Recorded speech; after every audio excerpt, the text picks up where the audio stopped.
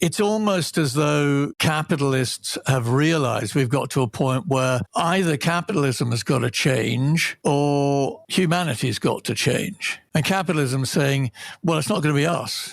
Humachination is the ultimate dehumanization. That basically the machines provide a better model for life than life itself and represent a higher form of being than anything that has been produced over the past 3.5 billion years of life on Earth. That was writer Michael D.B. Harvey, author of The Age of Humachines, Big Tech and the Battle for Humanity's Future. In this episode of Overshoot, we'll explore how the world's most powerful forces are leading us into a human-machine fusion that endangers humans and the planet, and what it might take to resist and break free from the age of humachines. Welcome to Overshoot, where we tackle today's interlocking social and ecological crises driven by humanity's excessive population and consumption. On this podcast, we explore needed narrative, behavioral, and system shifts for recreating human life in balance with all life on Earth. I'm Nandita Bajaj, co-host of the podcast and executive director of Population Balance. I'm Alan Ware, co-host of the podcast and researcher with Population Balance. With expert guests covering a range of topics, we examine the forces underlying overshoot, the patriarchal pronatalism that fuels overpopulation, the growth-obsessed economic systems that drive consumerism and social injustice, and the dominant worldview of human supremacy that subjugates animals and nature. Our vision of shrinking toward abundance inspires us to seek pathways of transformation that go beyond technological fixes toward a new humanity that honors our interconnectedness with all of life. And now on to today's guest. Michael D.B. Harvey is a London-based organizational psychologist and writer. In the 1980s, he was an entrepreneur in high-tech innovation, pioneering online interactive services, which the internet would eventually turn into mainstream activities. In the early 1990s, disappointed with the capacity of new technology to ameliorate human behavior, he trained as a psychotherapist and organizational psychologist, and since then has worked with many leading organizations across Europe. He has degrees in English literature, sociology, psychology, psychotherapy, and organizational psychology. His books include Interactional Leadership and Utopia in the Anthropocene, a change plan for a sustainable and equitable world. His latest book is The Age of Humachines, Big Tech and the Battle for Humanity's Future. He is also an eco-political songwriter whose songs can be found on all major music sites. And now on to today's interview. Hi, and welcome to Overshoot, Michael. It is so great to have you here. Great to be with you, Nandita and Alan. I've been looking forward to this for quite a long time. As have we. And your recent book, The Age of Humachines, Big Tech and the Battle for Humanity's Future, raises deep and disturbing questions about how much of our humanity we're outsourcing to machines and how far we might go. The Humachine age under the misguided autocratic leadership of techno-capitalist utopians threatens to move us even further from being the embodied biological creatures that we are, capable of understanding and embracing ecological limits. And we've really appreciated your deep dive into this ideology, but also how you offer a path toward a more ecologically sane and socially empowering way of living in balance with the rest of life on Earth. So we're really excited to chat with you about all of this, just as we are seeing the acceleration of AI and techno-solutionism within our current mainstream narratives. Yes, indeed. Really, since the book was published last year, since the book was effectively finished maybe 2 years ago, everything seems to have gone into overdrive, but in a quite predictable way. But nevertheless, it's extraordinary the pace at which this change is coming. And of course, the Trump presidency has massively accelerated that. It might have been different had Biden or Harris got in, because they did have a regulatory agenda. Whether they would have enforced it is questionable, but that's all out the window now. Totally. So yeah, we can jump right into your book, The Age of Humachines. To start, can you describe in broad terms what a humachine is? Well, essentially, a humachine is a humanized machine or a mechanized human. It's part of a process of what I call humachination, which really aims to narrow the gap between humans and technology until it's virtually non-existent. In a sense, it's the technologization of everything and everyone, everywhere. And its deep history, I think, goes back to the beginnings of the Western science revolution, which we can perhaps talk a bit more about. Its more recent past, I suppose, is really the whole post-war era where we've seen the development of robotics, the beginning of the AI project back in the 1950s, breakthroughs in genetic engineering, the whole computer science revolution. And all of that, I felt, exploded into life very conveniently from a historical point of view in the year 2000. Essentially, as you got the dot-com crash, in which capitalism was telling technology, yes, we like all of this, but you've got to find a way to actually make money out of it. And that brought a big transformation, particularly in Google, which up to then had been just a rather brilliant research project determined not to have anything to do with advertising. They wanted to remain a kind of academic, neutral service.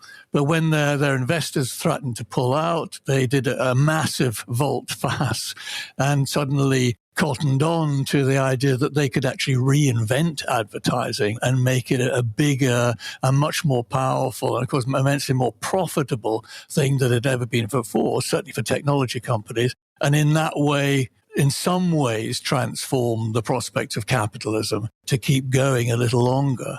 And part of that whole process is really the merger, I think, of capitalism becoming increasingly concerned with where the next growth spurt is coming from as fossil fuel becomes more and more problematic and has clearly not got a long-term future.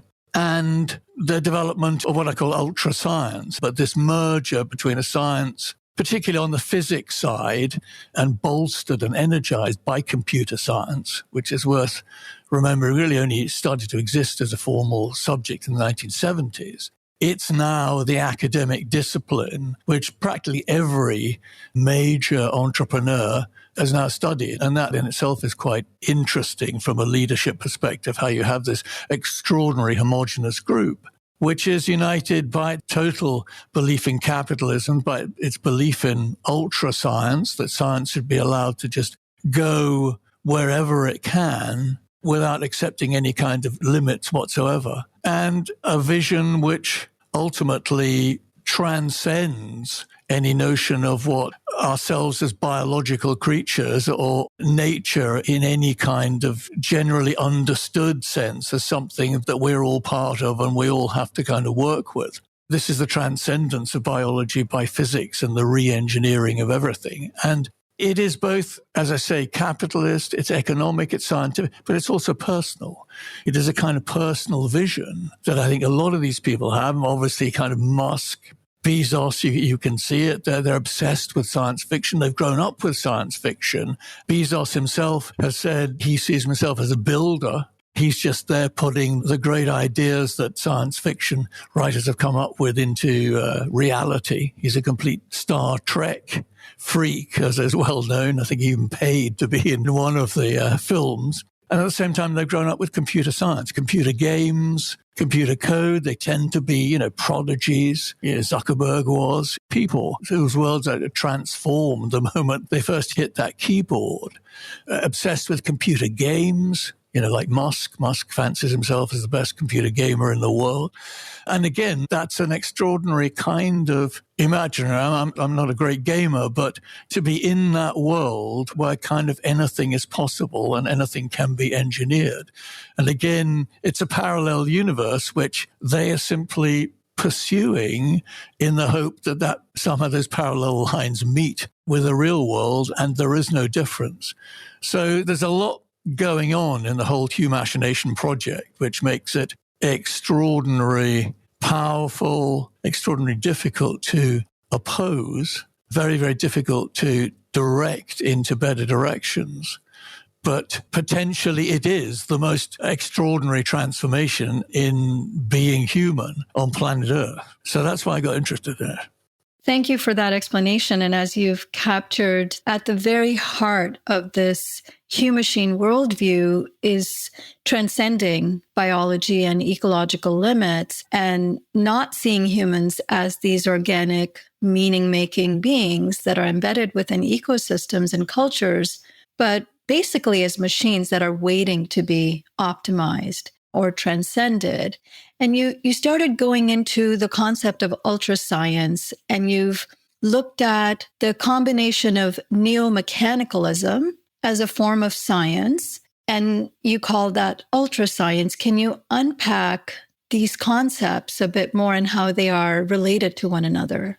I mean, ultrascience, I just think, is that belief you could argue is perhaps has always been there in science, of just thinking that there's no frontier which can't be crossed. And that's the mission, is to understand more and more of the universe and reality till, I guess, we understand everything about it. I mean, that's a kind of one element that's always been there in science, which is often referred to as scientism. It's basically going over the top, in the sense that thinking that you can understand absolutely everything about reality, to the point where, as positivists believed, particularly in the end of the 19th century, that you could one day predict reality. You could simply put everything into a machine and calculate in some way. We would know everything about everything to that point.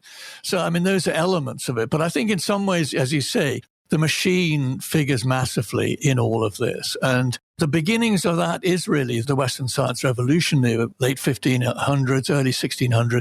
And that whole idea, which came from, if you remember that quote from Johannes Kepler, the great astronomer, where he says in 1605, his aim is to show that the celestial machine is not to be likened to a divine organism, but to a clockwork. And so this was the great idea, the metaphor of the world, no longer as something completely ineffable, mysterious, which we are part of, which we can benefit from, but can be very dangerous. But here it is, it's reconfigured as a watch. And who makes watches? Well, human beings.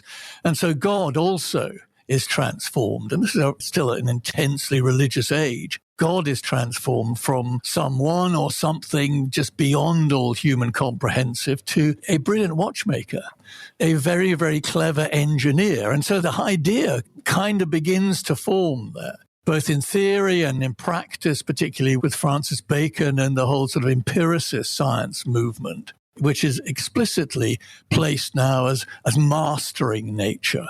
And in quite an aggressive way, a very sort of masculinist way of seeing nature as a female that has to be kind of almost beaten into submission and enslaved, and all her secrets teased or even tortured out of her. The whole process begins of trying to understand nature and everything about the universe as a kind of machine.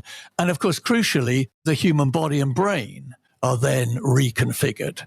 In particular with Descartes and Hobbes, the brain is then transformed into something which is basically a machine. Hobbes calls it a calculating machine. Didn't come up with the word computer, but he might have. Clearly, that's what he thought of. And the body is then just a machine which responds to a whole set of wires and levers which respond to the inputs of the calculating machine. So that really has, kind of archaic as it sounds and ridiculous, has just been updated to the fundamental metaphor, which in many ways drives the whole of humachination, which is the brain is basically a computer. So, we have a fair idea of how computers work. So we should be able to decode basically everything that the brain does. And since the brain is just this piece of software driving essentially hardware, which is the human body, which, as you say, is embodied, is unique, is part of a cultural network, which is in itself unique every time.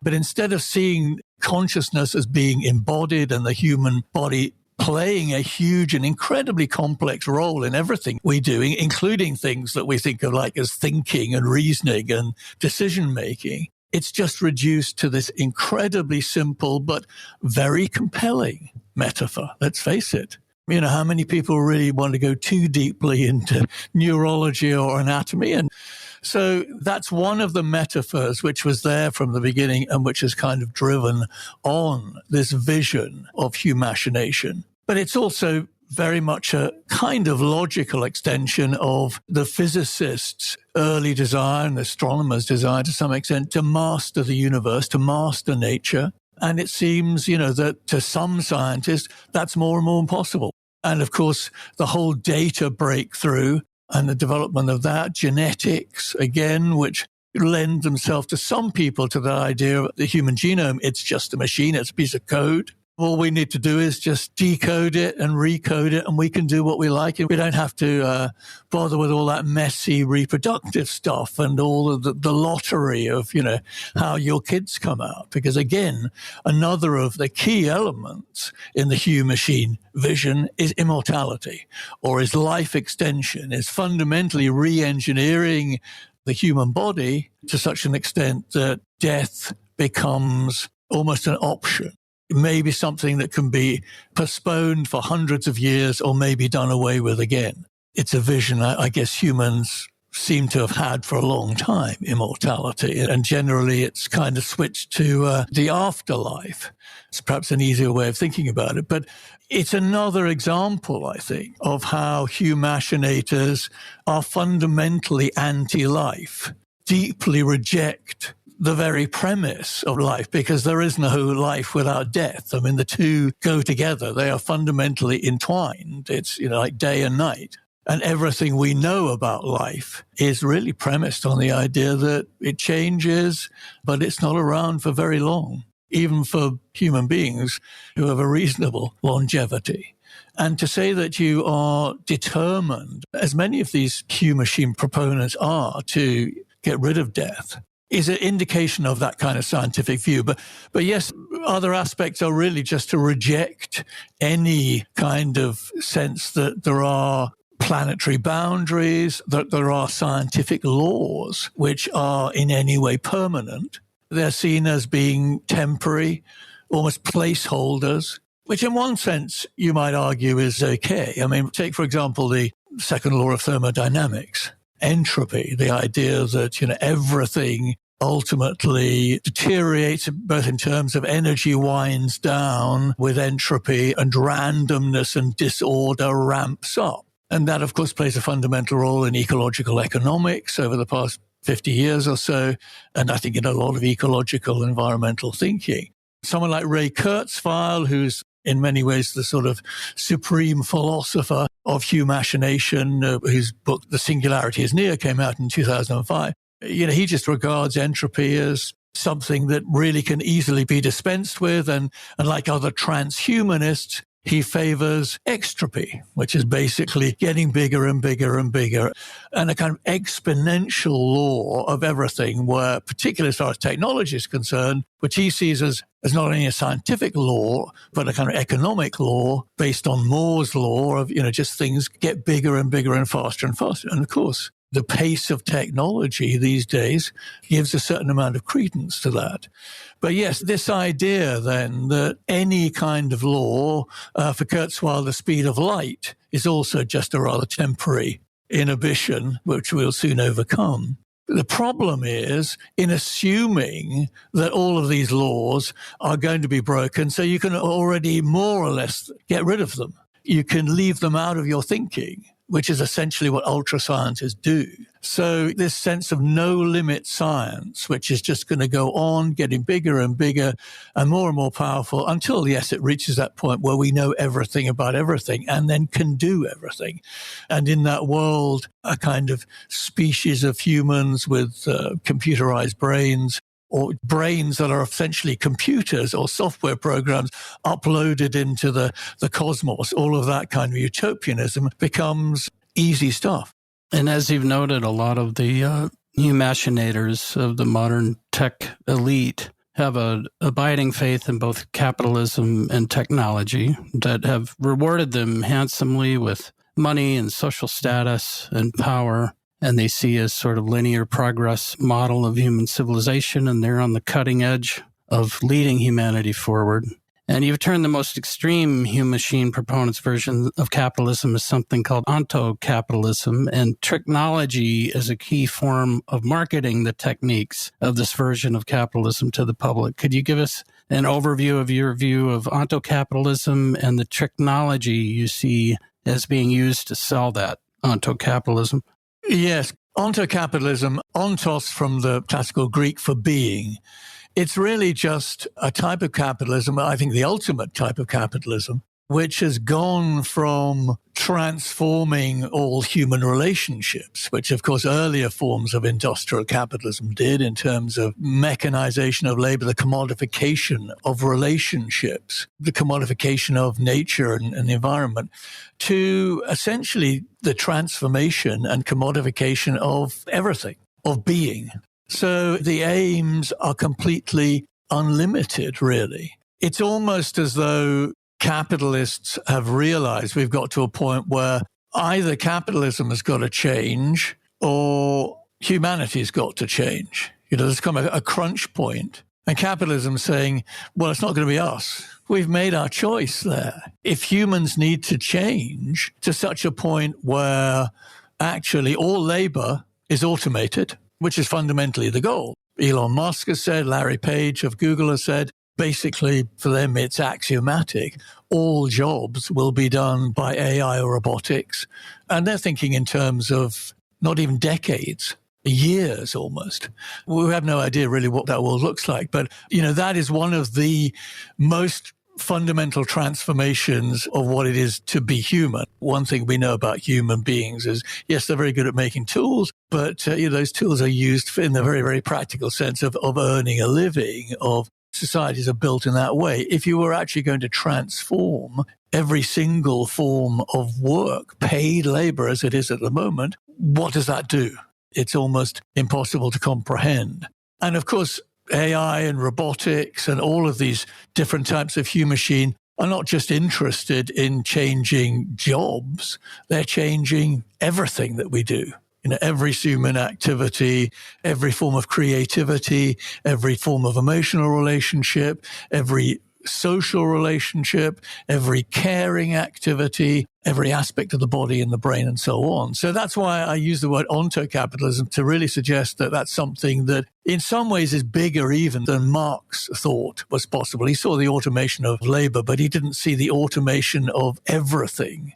And as you said in your introduction, Nandita, this is fundamentally the idea of onto-capitalism, ultrascience is what I call machine supremacism.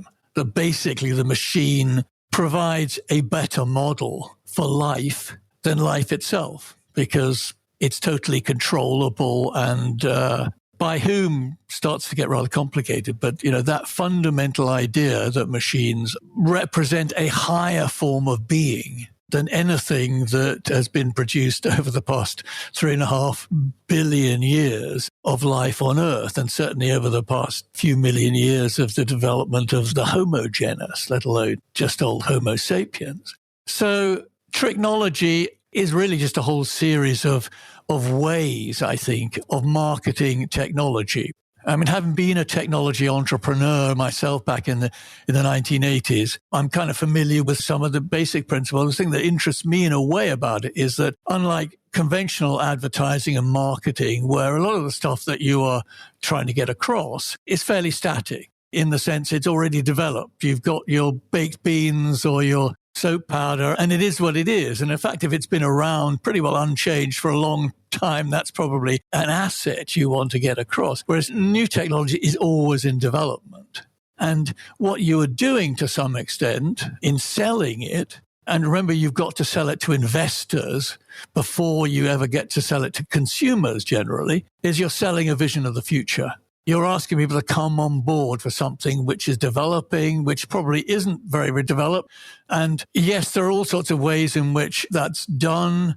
Some of it is, the kind of performative stuff that we get in terms of launches. And Steve Jobs really was the first to get onto the idea of releasing your latest edition of a phone or a laptop could be compared to a Hollywood blockbuster and going for all of that razzmatazz and so on. But I think what interests me is the way all of that technology leads leads to what I call technologism, which is just this idea, which is a kind of religion. It's a very modern religion, a modern philosophy, which basically equates human progress with the progress of technology.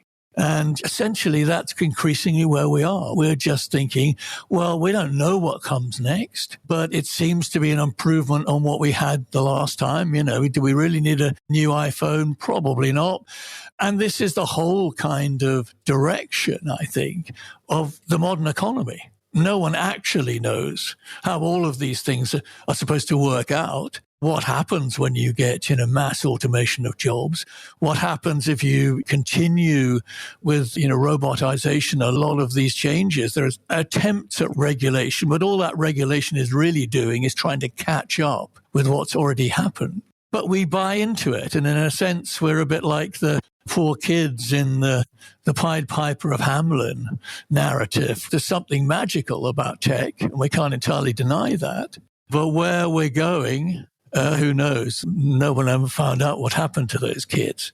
And also, it's kind of relevant because, of course, it is the young, in a sense, who are leading so much of it. And, I do write about that quite a bit, that it's the young selling to the young. It's young men, often in their early 20s, sometimes not even waiting to finish college, Mark Zuckerberg style, in their teens. And that interests me from the risk point of view, because who is the most risk-ready, risk-happy, least risk-averse demographic on the planet?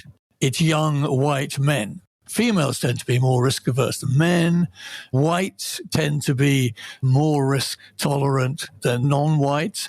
And the young tend to be much more happy with risk than the old. And who are the people who are adopting most fervently, most unconditionally, uncritically, and imaginatively these things that tend to be the kids? You look at all the mobile phones, the smartphones, the texting. That's, in a way, it's the ultimate tricknology, or the ultimate technique where you don't really have to do anything. You just have to get it to kids.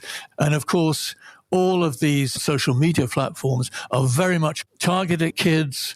The marketing teams are bonused on their ability to increase the number of scrolls that kids and others are actually using. So that's the easiest trick of all. But I think the biggest trick, and which is being played on us, is just this idea of, follow the technology. We are technology, and that's all that matters. And that, of course, is the most dangerous trick of all, because actually all the decisions ultimately made around technology are political decisions. It's not the technology that makes the decision, although we are actually heading in that direction. It tends to be those who own the technology and who benefit from it. And as you know, in my book, I, look at that in the past, going back to agriculture and so on. It's always those who benefit most from a new technology who tend to push it. And of course, in a pyramid society, that is quite difficult to oppose for most of us. Yeah, and that tricknology is also happening, it seems, in the financial markets with the hype that AI is getting. And now that the top 10 S&P companies are a higher part of the S&P than the dot-com bubble. So you've got Meta, Alphabet, Microsoft, Amazon, all of them hugely, highly valued. They're selling a lot of the hype around AI, and none of those models are profitable yet. The company making money is NVIDIA, who's selling the chips to Meta and Alphabet and Microsoft. And it reminds me of talk of the California gold rush, that the people making money were the suppliers of pick shovels, food packs, not the gold miners themselves. Yeah. So there is a tricknology that could be played on the whole society in that sense, and government. And half of U.S. GDP growth right now, I've read, is AI related. So there's a lot riding on the bubble of that. And we'll see where it goes. Other bubbles did create things of value later, whether it was the railroad bubble or the dot-com, as you said, when Google figured out we need to be an advertising company. There were ways Onto-capitalism could find a way through the bubble, through the crash. But it seems like the technology and the hype has really worked for them so far. And they'll keep pushing it until they can't. But as you make clear, too, the wildest dreams of these humachinators will always be reined in by very real biophysical limits. And we've seen science fiction dreams of the 50s and 60s were way out of bounds with what actually happened with underwater cities, flying cars, space colonization in massive amounts. None of that happened. So what do you think the humachinators don't understand? They've been so heavily rewarded by society being unmoored from biophysical limits. There's always enough oil, coal, natural gas, solar, wind, whatever to power their dreams, and enough copper and lithium and cobalt. But there are biophysical limits of both inputs and pollution to their dreams of these humachinator utopias. Yeah, I mean, certainly biophysical limits, I think, hopefully will prevail in terms of the possible coming financial crash. There may well be huge resistance. I think there has to be huge resistance to job automation. And those are things which could have a major impact. But I think that's difficult. Undoubtedly, we live in a world, which 8 billion of us, which has very, very distinct planetary limits. 6 of the 9, 6 already breached. 1, ocean acidification is kind of on the brink. All of those are going to have disastrous consequences for the climate, particularly for billions living in, the most vulnerable climate niches. Those are limits. The humachinators will tend to think in engineering terms. They'll think in geoengineering terms. If there's a problem, there's a solution to it. A whole range of different ways of taming the climate. Bill Gates is heavily invested in some of those. Of course, we've also got the British government more heavily investing, very, very disappointingly, in carbon capture and storage, which has long been the big technologistic get-out clause. And again, a very, very good example of tricknology, of, a possible solution, which is seen as a fact. It's what I call a mirage technology. As I'm sure you know, CCS has been built into the IPCC climate agreements from the start, as though it was actually there, ready to turn on, whereas 30 years later, it isn't. And of course, so we have to question whether these biophysical limits and all the kind of problems there are in creating mass renewables, all in terms of the natural resource limits as we switch from fossil fuel exploitation now to greater independence, as you say, on copper and all of these, rare earth minerals, but all of which, of course, China has been anticipating and working on for the past 50 years now. So, I mean, that's a huge problem for Western humachinators. But, the question is that the way they see the world? Do they see themselves being committed, I think, particularly North American, Western big tech, to this kind of big society in which there is some responsibility for the majority of the population? It's something I haven't talked about too much in the book, but I just see more and more that there is a kind of fanaticism about the beliefs of, Western big tech that will simply say, well, we go with what we believe in. And any kind of environmental problems can be engineered away. And if they can't be engineered away, we go for what in any case is more like the libertarian solution, which is not the big state. Leave that to China. China has been doing big state for the past 2,000 years or so. And that's the whole principle of the Chinese Communist Party. For people like Musk and so, it's much more, let's live in a world with people like us. People who understand us, people who are techies like us. And yes, some human beings, some ordinary, non-tech, they'll be needed for the human-to-human services, which are likely to be the jobs that remain in healthcare, in psychology, entertainment, sex workers. But I'm increasingly thinking they're likely to go in that direction. So yes, does that escape climate breakdown? Well, I mean, they'll go to the places north and south where they're likely to be most protected. It's not good news for Canada. And one way or another, there's almost certain to be a huge kind of push of migration to the far north. So, there are those potentials of big tech, fortress, colonies, private islands, the sea. They're very key on seasteading. Maybe that comes to not necessarily underwater cities, but floating cities. And I think it does come back to that key question of work. What happens if so many jobs are automated? Do we get to the situation for the first time ever where the rich don't need the poor to be what they are? Because again, rich and poor go together like life and death. You can't have one without the other. So far, do you then get a world in which, the rich are saying we can have everything we want? We can have a kind of utopia. Why do we have to look after the 80% who we no longer need? Now, that could be good for us. That could be good for the 80% because it gives us that opportunity in a way to go back to the beginning or, go back to the drawing board. I don't mean without any technology because there would be so much knowledge of technology that it could be reproduced in terms of what we actually need. But it creates a situation where we could get to that position we desperately really need to be, which is to decide not what can technology do, how far can it go, but what do we want as a species? What is the goal? And then we decide how technology can help. And if it can't help, get rid of it. But we have this complete sort of reversal of the priorities in terms of what we should be thinking about, which again is the result of technologism, is as a result of the Pied Piper luring us into a world of ever better technology rather than saying, what is it we actually want as human beings? What satisfies us? And where does technology, a very, very great skill that we have as human beings, which is tool making, fit in with that? But what we can't allow is what's happening now is that one skill becoming so powerful that it essentially obliterates all other human skills because, that's where we're going.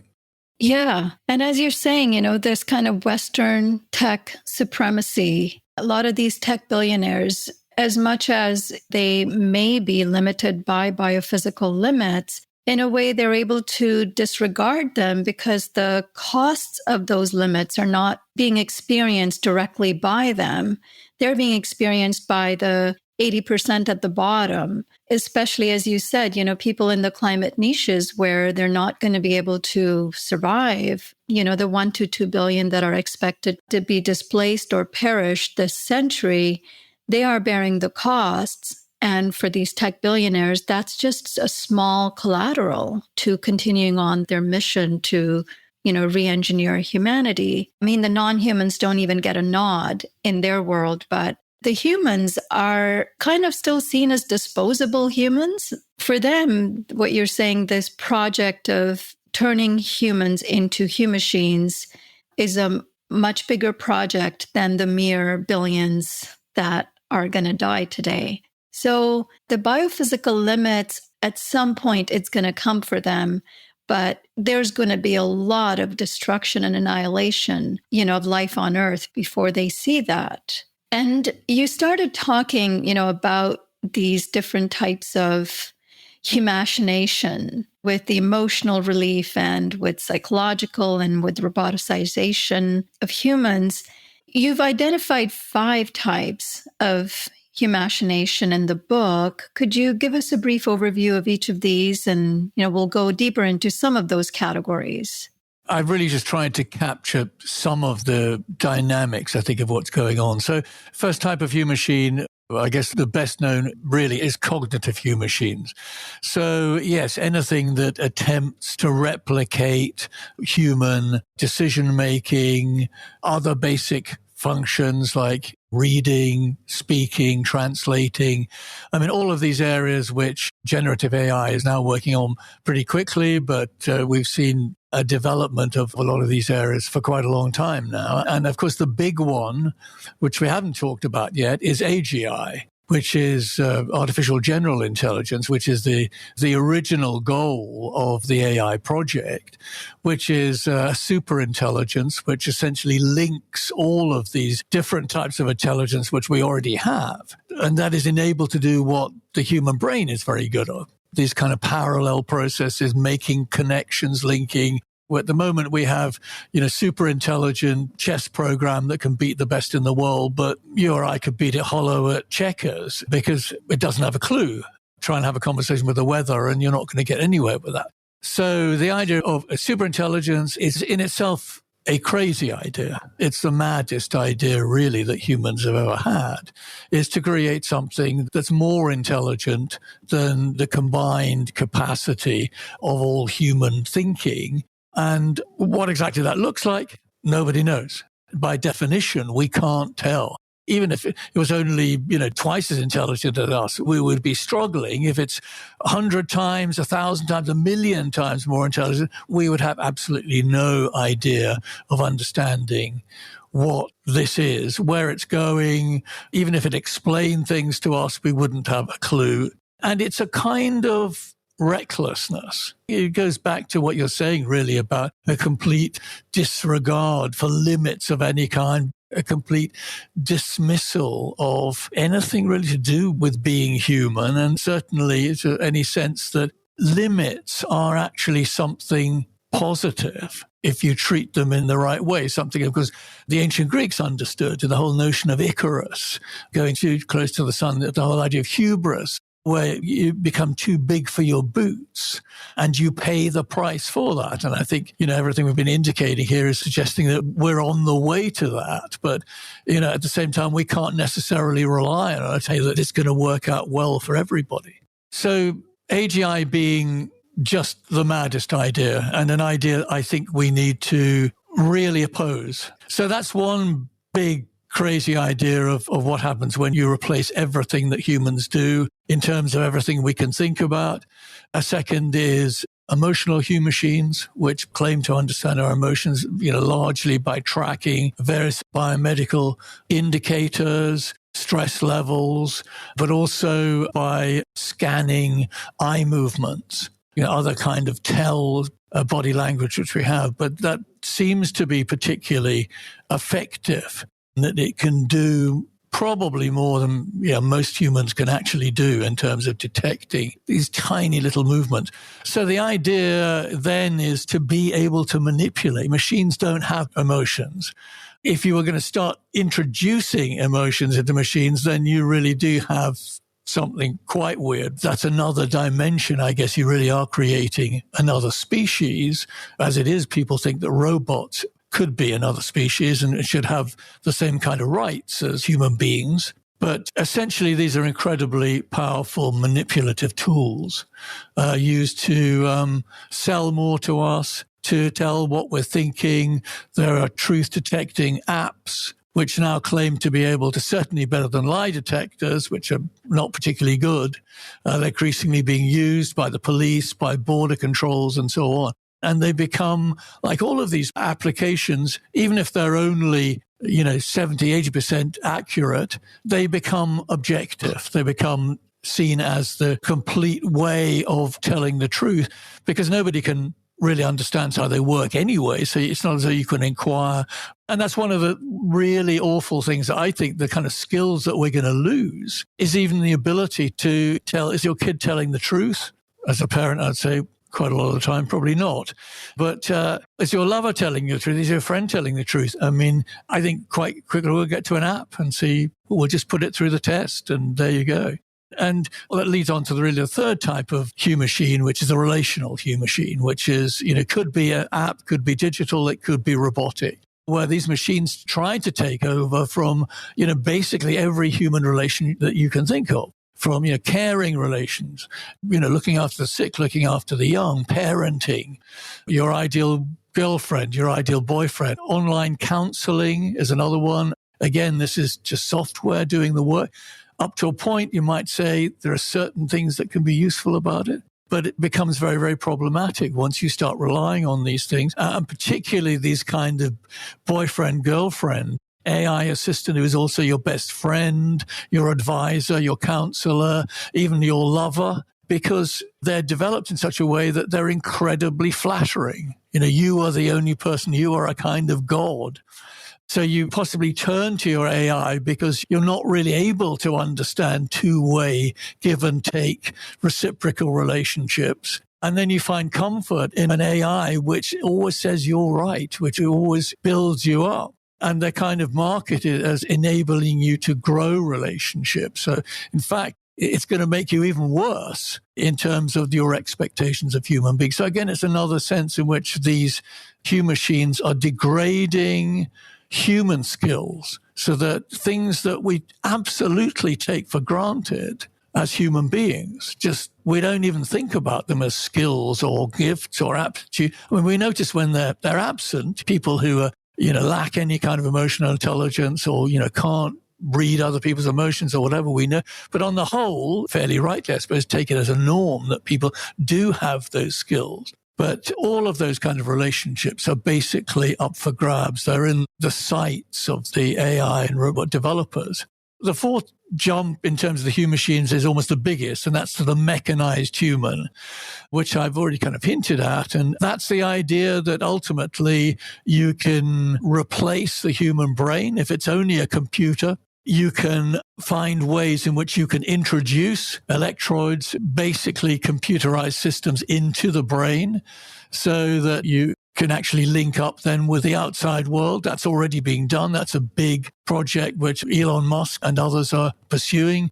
His outfit's called Neuralink. It's already experimenting on live human subjects. It has FDA approval to do that. And it has had some success in terms of helping people who've been paralyzed, being able to use these electrodes to essentially think control of computers and other machines. You can't necessarily disagree with something like that, but the danger is it's a kind of Trojan horse for what comes next in Musk's mind, which is, expanding the computer power of the brain so that it gets to what Ray Kurzweil would say 90% of the brain can be a computer. As some people say, well, turn the whole brain into a computer or a piece of software. Why bother with any of that messy, wet stuff? So that's one idea of the kind of mechanization of the human body. And the rest are ideas around artificial organs. This is already quite a significant industry in its own right. You can imagine it's quite difficult to get organs for human transplant. So there's now artificial hearts have succeeded in lasting maybe about 6 months in some patients. Artificial kidneys, artificial organs, blood, skin, all of these are being worked on. The transhumanist dream there would be that you would have a completely replaceable body, which would not only live for hundreds of years, but will live in peak form. If it looked as though your heart was running down a bit, you just get an upgraded version. But of course, it also means that the idea of you sort of existing at some kind of distance in one way from the environment disappears because you're having to be monitored all the time. You have this vast kind of network of services which you need to actually keep you going. That's probably where the big money is, in keeping up your constant 24-hour surveillance, because if anything goes wrong, well, you're in trouble. And there's an interesting story that I mentioned in the book about an experiment, I think it was done in Australia, where electrodes were planted in people's brains, essentially very, very simple things to remind them to take medication. And for some people, it was really eerie and weird. And they said, I didn't know who I was anymore. It really started making me question my existence. For other people, it seemed to work. And for one person in particular said, it was great, it changed my life. Obviously, she had real problems. She was the person who experienced the problem with a company that was providing it going bankrupt. And she experienced that as sort of complete trauma. And again, it's one of those things where there is the sort of ill meeting in this sense between science and capitalism, which again is as fundamental to Onto-capitalism. The problem is sometimes the scientists and doctors and so on are so caught up in their world that they're not really making the implications about what that means for other people. Ultimately, you're looking at the transhumanist dream, yes, of becoming a cyborg, being able to change your appearance, having super strength, getting taller or shorter or whatever it is you want. So there's a crazy kind of commercial capitalist logic in this whole thing as well. Whether I'll ever get to that, I'm sort of dubious because, as I said, I don't buy into the brain-body metaphor. But you can be pretty sure there is going to be a lot of work done on it. It's going to depend on perhaps other willing subjects can be found. And maybe some of these things work, some of them don't. There's going to be probably an awful lot of tricknology employed as well, maybe quite simple changes or, for example, life extension. There's a lot you can do just by absolutely world-class medical care. And of course, the other area in this field is gene editing and genetic engineering.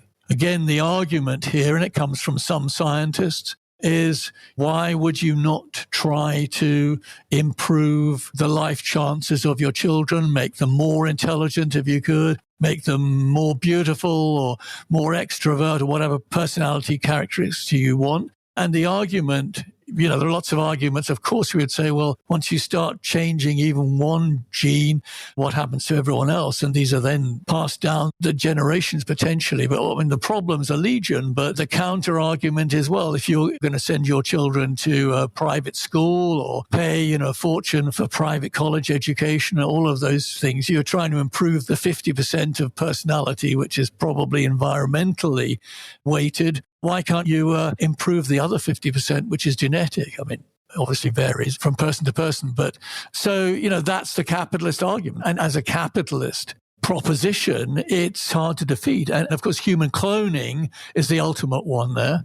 But we're already getting animal cloning. It's legal in the United States. If your pet dies, you can have him cloned. That was actually mentioned, I think, by one transhuman geneticist saying, this is the ideal way to get people used to that idea. And that's quite a big thing of Ray Kurzweil is fairly desperate to clone his dad. There's quite a lot of dad cloning issues. And Larry Ellison of Oracle expressed it like this. He said, death, I don't get it. Why would you die? Why would it just end like that? And if you're worth 400 billion, as he is, I suppose you feel, well, there's just a lot more to spend. And it is interesting just to go on to that because, again, life extension tends to be something that I'm always surprised because people say, hey, that's a good idea. I wouldn't mind another 20, 50 years or whatever. And again, it's an idea you need to think of politically, though. And imagine if you did have Larry Ellison or other tech billionaires living for, 50, 100 years. It means they continue in charge of those massive technology conglomerates for another 100 years. All of these things which we're talking about in terms of are they possible in their lifetime? Well, you're now talking well into the 22nd century. And Jonathan Swift in Gulliver's Travels, which is, one of the first, in a sense, great science fiction works, sort of had this covered in the Brobdingnags, who remember this island where people were immortal, but the immortals were absolutely miserable because, over the age of 80, they had all their property taken away from them, all their legal rights. And they said, well, why? That seems to be kind of cruel. But it was explained that if they didn't, they would just live forever. They would take over the entire realm. There would be nothing for anybody else.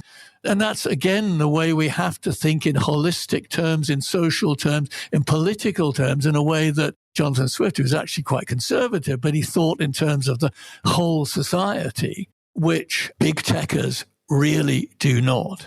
There is a degree of individualism about how big tech, Silicon Valley, people in general talk, which just goes off the chart. And it is so far off the chart, really, that society doesn't really come into it. Society is not a concept of the kind of thing that I guess we, environmentalists and progressives tend to have it in the forefront of our minds. Just isn't there.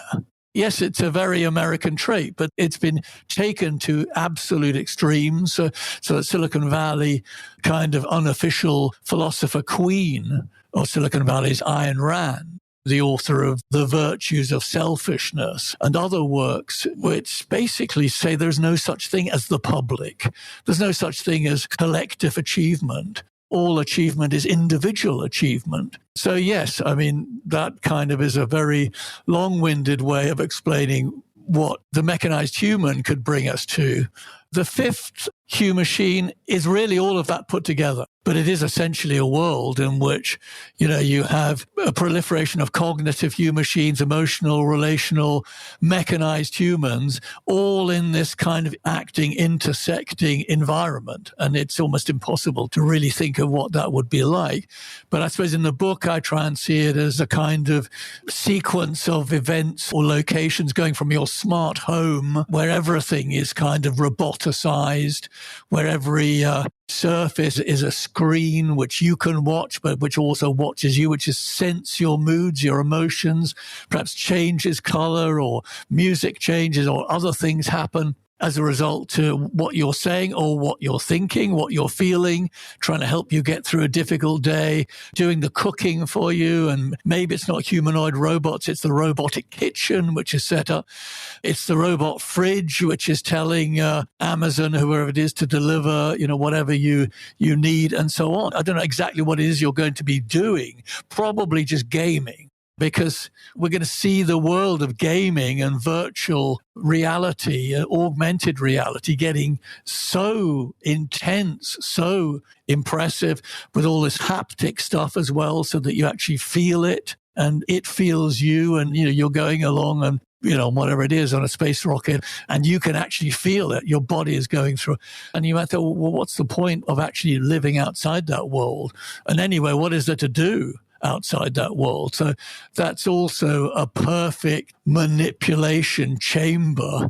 It's just too easy then to manipulate people. If you do step outside that world, you're into, possibly the automated workplace. Probably the only humans there in robotic factories and so on will just be basically machine minders. The only jobs really will be just looking at a screen and seeing nothing is going wrong. There won't be much else to do. You might, if you're younger, be going to the kind of automated schools, which are basically online. Probably you're going to find person-to-person teaching may well become more and more expensive, more and more valuable, something that most people don't appreciate. But even now, we've got these schools where various kind of apps are being applied to constantly track what the pupils are doing, looking into not only their school work, but what they're doing outside school and so on. So it's a completely manipulated environment. When you get into the smart city, well, the smart city has got, again, sensors and cameras. Everything is kind of watching you and surveying you and possibly applying what I call smart-eyed. So smart-eyed is one of the aspects of this fifth level of humachination, which is a kind of surveillance state which is able to basically conduct a kind of apartheid, which is much more on an individual basis, where, those who are for and against the regime are sorted out into separate areas. And this is a bit like what's already happening in China in terms of the social credit system, where if, for example, you don't pay your debts or it looks as though you're engaging in politically nefarious activity, you will get punished in some ways. You might not get admittance to certain venues. You might not be able to get on a bus. You might not be able to get a ticket. Very, very easy to do when absolutely everything is automated.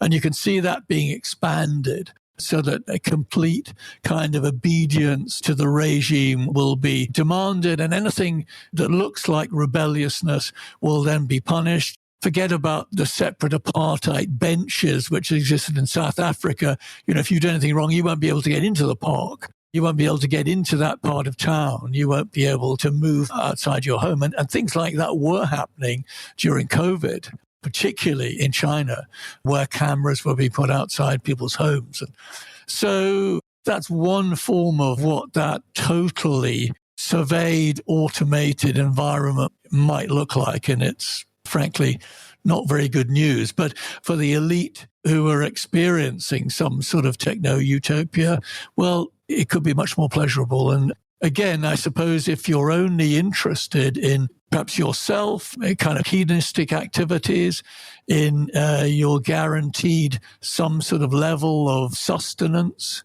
maybe it's okay. I don't see democracy, though, surviving in those circumstances. And what's happening to the environment? Well, anyone's guess, it's not going to be good, but you're not going to hear about it. it's a world in which the total manipulation of the truth is possible. We think actually we've gone quite a way to that already.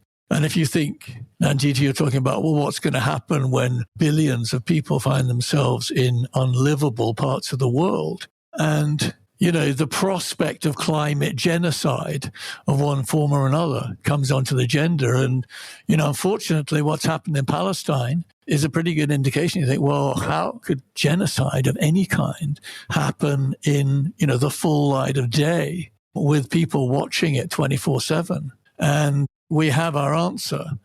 Almost certainly in smart height, you wouldn't be able to see most of that. You would just be hearing stories of whatever is terrible natural disasters nobody could do anything about. But, heroically, we were trying to save as much people or whatever lie would be necessary. So if we're talking about the increase in surveillance and the increase in automation of every kind, and, we've been talking about United States and Trump and everything that's happened there, which makes all of this sound so much more real, so much urgent. But we have, in the UK, our own version of this under a supposedly leftish of center government, which is just going all out for AI and robotics. And basically in the belief that's the only thing that's going to bring economic growth. And in a way, the G word is in everything I've been talking about. And that's the reason why so much of this is going to happen almost regardless of the consequences, because it looks like the only way in which you can actually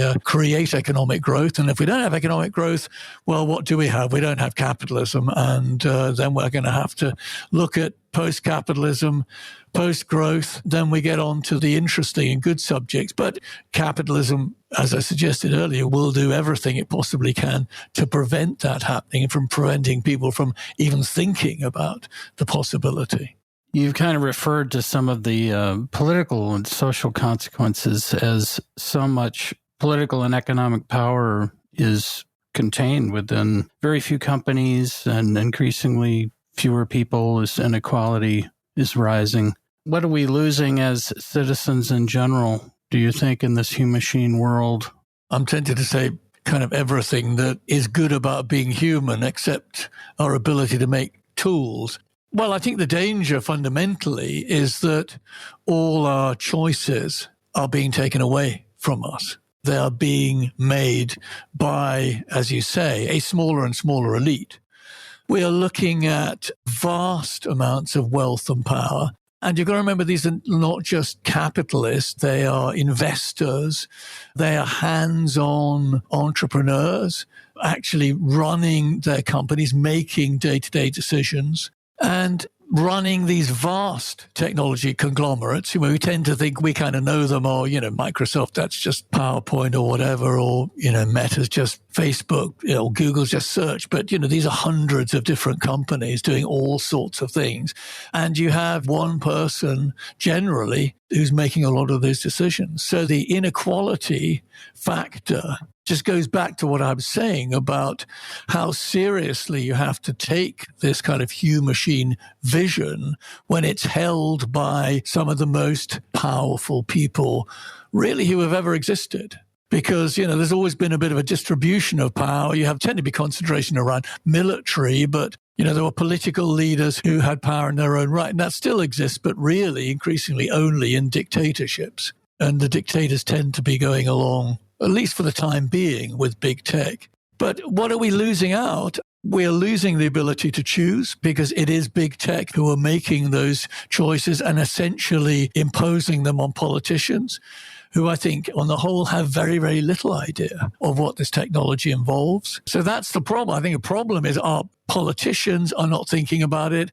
We have a problem also that there's a cross-party agreement, more or less, on technology. So the right wing goes along with it because it supports capitalism, it supports growth. The left, certainly traditional social democracy and socialists, tend to go along with it. Technology has always been quite powerful in traditional socialism. And so, yes, we even have so-called leftist accelerationists who say, let's go along with big tech. Let's speed it up, if anything. Let's robotize everything and then make sure that we take it over. And we being, right-minded socialists who can make all the right decisions for the people as a whole. It's a crazy idea, but you can see there's a sort of something good in it, but it vastly overestimates, I think, the ability to take over from those who actually own all of this stuff, who've got all sorts of mechanisms built in to prevent it from being taken over. And there's just a kind of naivety that sometimes I think the left have of thinking when you get into power,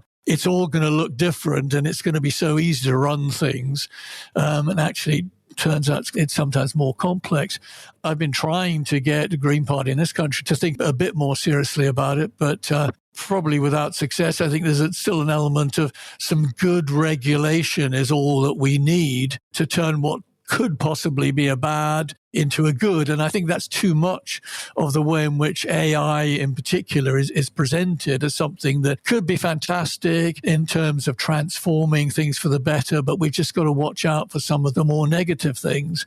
And, call me a pessimist, but I tend to see it as being something that really is basically quite bad. And we should look at it the other way around and think of something that is actually inherently very dangerous. Yeah, I like how in the book you mentioned the historical example of British workers from 1750 to 1840 as steam power and new industrial revolution technologies were introduced. Their wages fell by 5%. They were definitely getting poorer, even though productivity was going up hugely. And it was unions and political parties demanding equality. The revolutions of 1848 throughout Europe scared the pants off of British elites. So it was definitely a bottom-up insistence on greater equality. It wasn't some trickle-down noblesse oblige from the tech titans that allowed for that greater equality. Absolutely. And I think that's a very good point. And it's worth thinking about in terms of the way in which this whole technological revolution is being presented. It's often, certainly this side of the Atlantic, being called the fourth industrial revolution. And that's a very clever way of putting it because it does suggest this kind of linear progress. And the idea is, look, yeah, it's a bit disruptive and it's scary and, we don't know quite what's going to happen. But it's always been like that and it's always kind of worked out well. But as you say, well, it didn't work out well for 3 generations of misery who actually went backwards. They went from earning, some kind of living in a rural environment where they were totally sort of integrated into that rural world to living in, hand-to-mouth existence in miserable industrial towns, working, 16 hours a day alongside their kids. Absolute hell. And as you say, it was only when you started to get to the point where unions were forming in what were, in a sense, ideal situations for collective action. Lots and lots of people in the same place in factories doing the same kind of things. And yes, more and more strikes, more and more pressure put on employers. You started to get democratic reforms, social reforms. At the same time, there was a certain incentive for employers to go along with that because potentially there was more productivity from educated, healthy workers, from, sick, illiterate workers, and places like Germany and so on were pushing ahead with that more. So there was a competitive element as well. As you know, in the book, I also sort of question whether those things apply to quite the same extent. I don't think this is like a forte. The fact that something's happened before doesn't mean that it's going to happen again in the same way. I mean, it's all about step changes or, quantitative changes where something is suddenly different. And of course, automating the way we think, the way we feel, everything we do is quite different from automating, how we thresh corn or weave textiles. Most people, even then, could probably get by without those particular skills. It's a fundamental change, as I say, in being, but also goes back to what happens to the rich without the poor, or what happens to the poor when the rich don't need them anymore. We have that problem.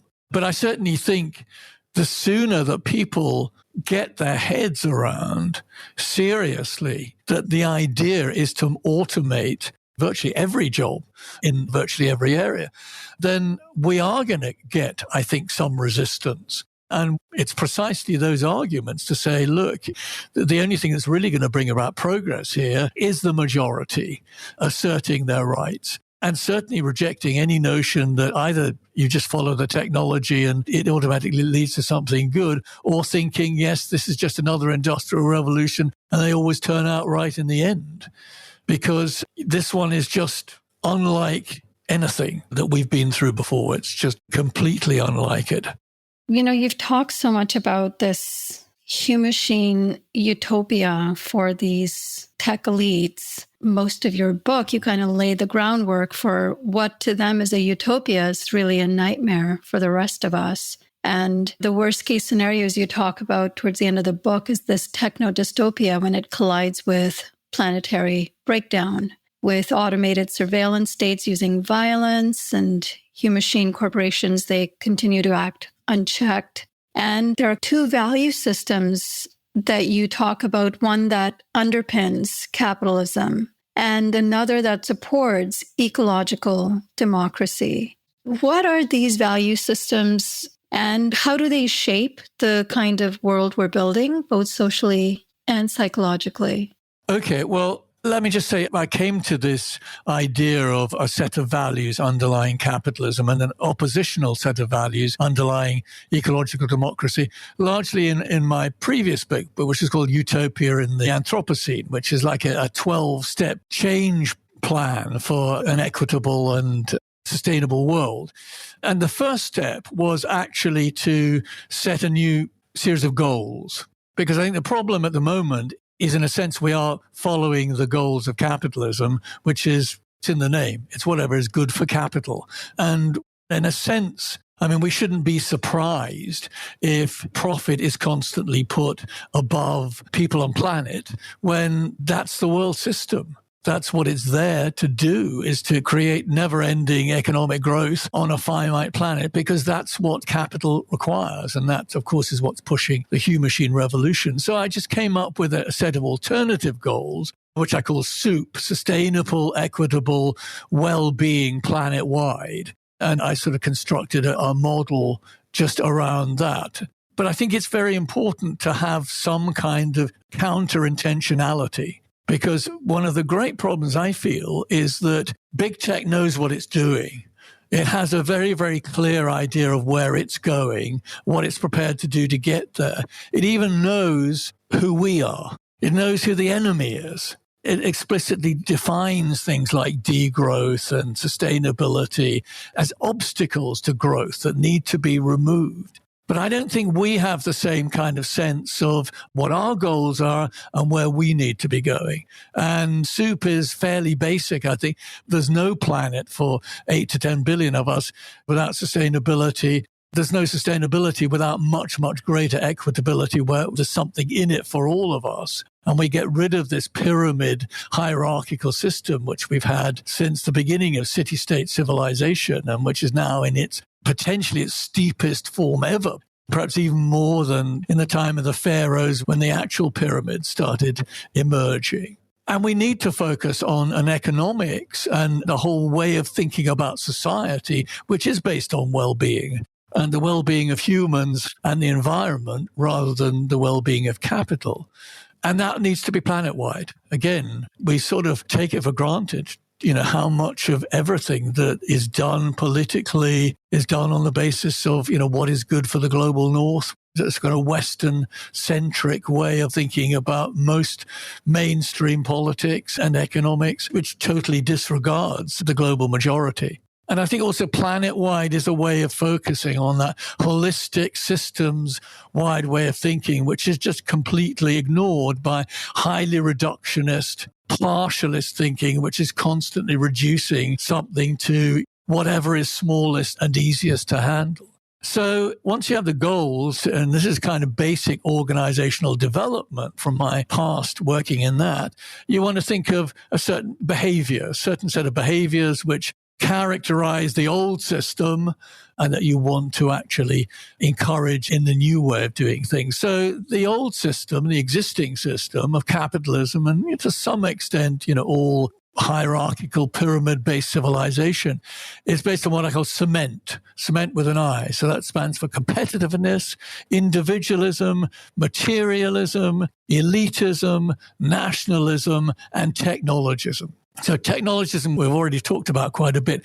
Competitivism is just this very simple idea that you are at war with other people. Life is a kind of war.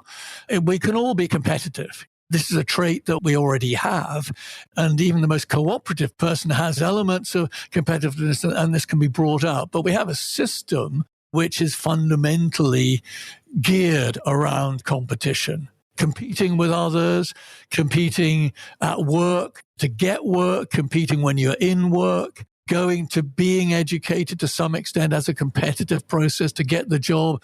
And then if you do get work, you find yourself, you're competing with other organizations within a world system in which nations are competing with each other. And clearly, many entrepreneurs have this hyper-competitive view, which reduces everything just to a kind of war where there's only two things. There's winning and losing. And winning is great and losing is horrible. And you want to do anything to avoid losing. And, I know working with entrepreneurs, working often with pretty successful people, they're often driven more by the fear of losing that, the wealth, losing the status, everything that goes with it. So that competitiveness, I think, is a very, very powerful kind of element. And of course, it's absolutely based to how capitalism works. And it to some extent justifies everything that it does. Individualism, again, we talked about in some respects in Silicon Valley and the kind of Ayn Rand things, which says first and foremost, your responsibility is for yourself and possibly your family. Margaret Thatcher, remember, famously said, "There's no such thing as society, just individuals and families."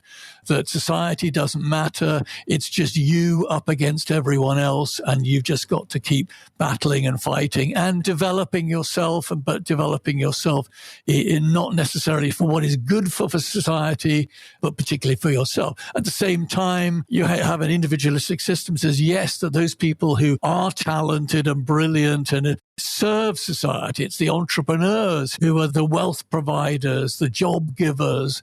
Materialism, yes, you often find that among, very rich, very successful people. And you say, well, why do you keep doing it? Why does it matter? You've got enough money. And often the reply will be, well, it's just a way of keeping the score.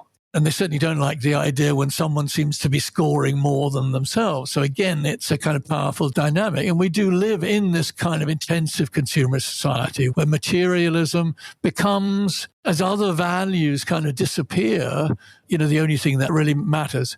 Elitism, the fourth cement value, again, is kind of contradictory. But, it's still there. There's still an acceptance that actually if everyone was competitive and individualistic, you would have what Hobbes feared, which was a complete war of all against all, and everyone would tear each other apart. So you need a kind of elite system which keeps everything kind of in some form.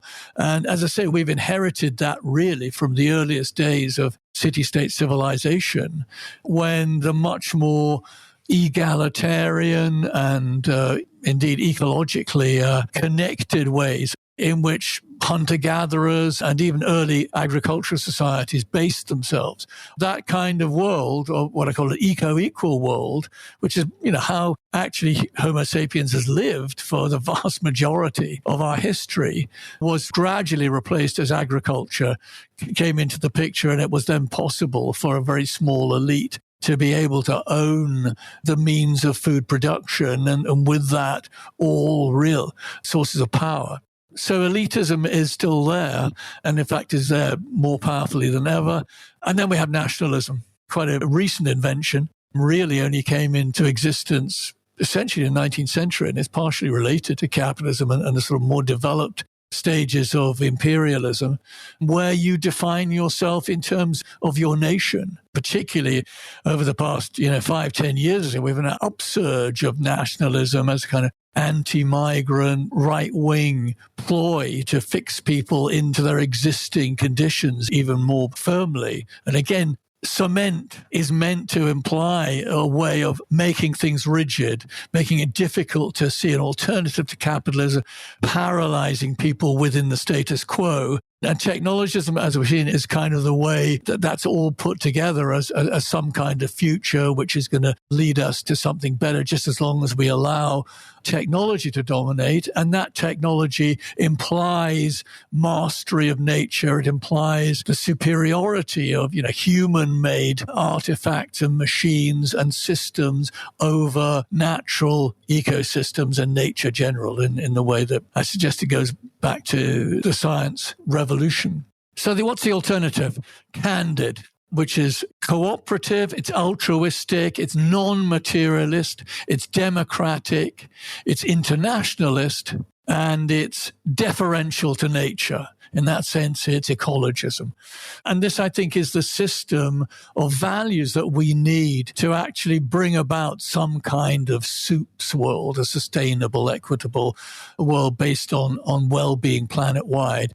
It's about bringing out the cooperativeness, which already exists. And in fact, capitalism couldn't really exist as it does without the vast amount of unpaid voluntary work, which tends to keep the whole system going. The unpaid reproductive work generally of women who are not paid for their work, for others who volunteer for all kind of things, just the kind of cooperativeness that people have in communities where people realize that if you don't do that kind of work, it won't get done. And in some ways, the fewer public services you have, the more likely in poorer communities that you get that kind of cooperativeness. And again, as I say, we can all be cooperative, apart from perhaps psychopaths, who are the most extreme version of the competitive individualist. And unfortunately, it may well be that some of our big tech titans quite possibly fall into that realm or come quite close to that antisocial personality behavior. People who lack any kind of empathy or real ability to identify with other people. I mean, empathy is, I think, a key element in cooperativeness, that ability to identify with other people, to realize that you get the best out of yourself if you work with other people. And that really leads on to altruism, or kind of group orientation, which again is, I think, fundamental if we're going to have any chance, I think, of defeating all that's being thrown at us, both in terms of big tech and in terms, of course, of the climate crisis, which, I haven't talked about that much, but it is the other great crisis that is there, as though we didn't have one. And of course, the two somehow go together in this kind of weird way in which big tech is essentially offered as the solution to the climate crisis through geoengineering. And indeed, big tech, green capitalism is offered as something better than brown fossil fuel capitalism. So that's another kind of dynamic that's going on. But yes, altruism is very important. Non-materialism, again, I think in the sense of trying to bring out a much more kind of spiritual sense of an appreciation for nature, appreciation for community, appreciation for the world that we have, a reverence for life. I mean, I'm not a religious person. And I think, when religion gets organized and becomes state-owned, as it has a horrible tendency to do, it kind of loses quite a lot of what is really there. But I think we do have potentially a very, very powerful sense of empathy. It comes back to that, a sense of feeling for others. And for, I think, a world that goes beyond our world, and perhaps that goes beyond our lives as well. A sense of responsibility or even love for those people who come next. I think it's almost an extension of altruism to actually do things for strangers, help strangers. Of course, we famously, foolishly will die for strangers, particularly when it comes to war. So that ability, again, that's one of those things that we have and which we pretty well take for granted, but which we need to work on more. We haven't developed enough. I think all of these elements, all of these values are there, but they're kind of underplayed, underdeveloped. And we can see reasons why capitalism doesn't want us to develop those things and hierarchical elites in general don't want us to develop them. The fourth element, the counter to elitism, is democracy, and I guess a much more egalitarian approach to democracy than most representative democracy really allows for. in some ways, yes, it's great to have a vote every 4 or 5 years, but it's a pretty imprecise way of actually getting across what our desires and wishes for the kind of world we want, especially in a world system which we haven't explicitly chosen. And that's why I'm a big champion of assembly democracy, of citizen jurors, of ways in which small, perhaps randomly selected groups can actually voice their opinions. That goes back to the ancient Greeks, to Athens, which actually used that method of democracy far more than electoral democracy. Aristotle, for example, was always rather suspicious of electoral democracy because the oligarchs tended to always work it out their way. And in fact, the oligarchs were the only people who could afford to be politicians. So genuinely randomly chosen citizens, like we choose juries, certainly in the UK, we think it okay to have someone who has no legal background at all to be someone who potentially makes a life and death decision. But we don't think that's good enough to make decisions about, should we be going for nuclear power or should we be allowing AGI to become a major plank of the government's policy or whatever. So that, I think, is one of the ways in which we can get more democracy into our system, more egalitarianism, a way in which we can fundamentally, I think, change the way we make political decisions. Internationalism is the fifth element. And again, I think it's fundamental. It's more challenged now, much more challenged, really, than 10 years ago when I sort of first came up with that. For the reasons I've spoken about, nationalism is becoming the most fundamental thing. And of course, it's increasingly playing a major part in the way technology is being developed. It's already playing a major part in the way actually the climate crisis is being allowed to develop in all sorts of ways, in the way in which, the kind of enormous amount of resources which Europeans and, to say, North Americans are consuming tends to be seen only on a nationalist basis. The way forward for internationalism is difficult, but it has to be the basis on which solidarity is based, and the way in which some kind of species identity is formed. For again, that's what's so under threat. It's always been a difficult one to be able to think of what is it to be human and what is standing up for being human. Human rights is one expression of that. That's kind of very much under attack now. But we have the big tech attack, which is the ultimate, which actually to say, humans, so what? Just kind of fairly inferior machines that can be upgraded. This is the ultimate dehumanization. Humachination is a kind of dehumanization because ultimately it degrades everything about being human, about being alive. So internationalism, I think, is one of the ways in which desperately we need to create some kind of unity. Otherwise, we're just heading for everyone in their own kind of foxholes, behind fortress states, which are likely to develop, and what will the victims of the climate crisis are liable to be left to their own devices. And yes, the last deference to nature or ecologism, I think that's a fundamental. Again, it's as important of seeing ourselves as humans.